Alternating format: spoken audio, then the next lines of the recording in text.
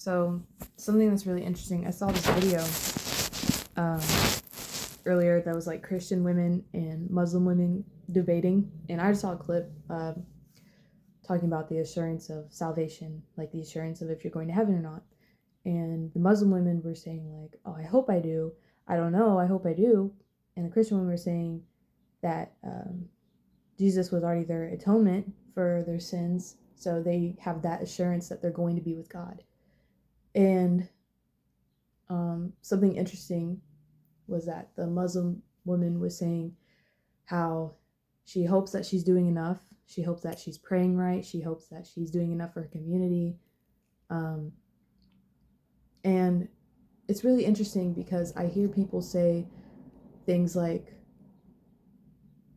to Christians like, oh, so you need to do these things. Like if you didn't have God, then you wouldn't do good things.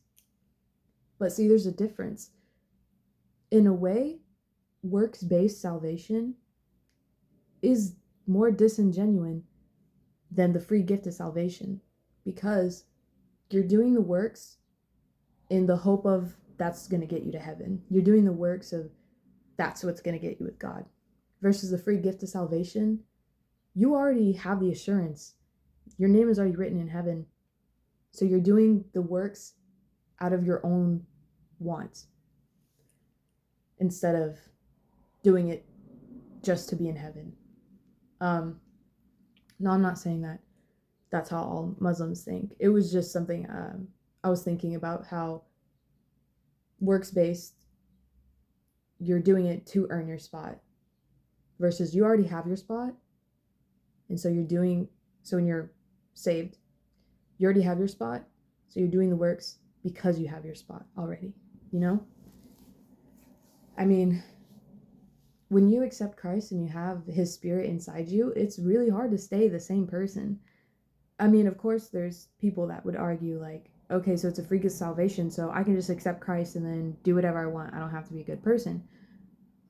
And then, see, the thing about that is then I'd question on if you really did accept Christ or if you're doing that just to get a free pass. And, you know, there is the judgment seat of Christ, so it's not like our works are in vain or like God doesn't notice we don't do enough works. Don't do enough.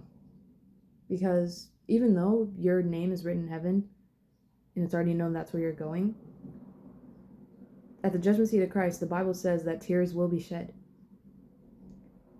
Because the thing is, at the judgment seat, God is not judging you based on your sin. He's judging you based on what you did and didn't do. And just because you didn't do something doesn't mean you're going to hell, because God already promised to you that you're going to spend eternity with him. But there are going to be things where he presented you an opportunity and maybe you didn't take it. And you lose rewards. And heavenly rewards. So it's just interesting to think about like how, like it makes sense on why God gave us a free gift instead of works-based. I mean, if it was works-based, we would all go to hell. Because unfortunately, there's not enough good works out there that could make up for the sin that you've already committed. So that's why Jesus gave us that free gift. But it just makes so much sense in practicing our free will, because that's how God knows we're genuine, is because we're doing these things not because we want to go to heaven, but we're doing these things because we love God. We're doing it out of our love for him. We're doing it for the love of others.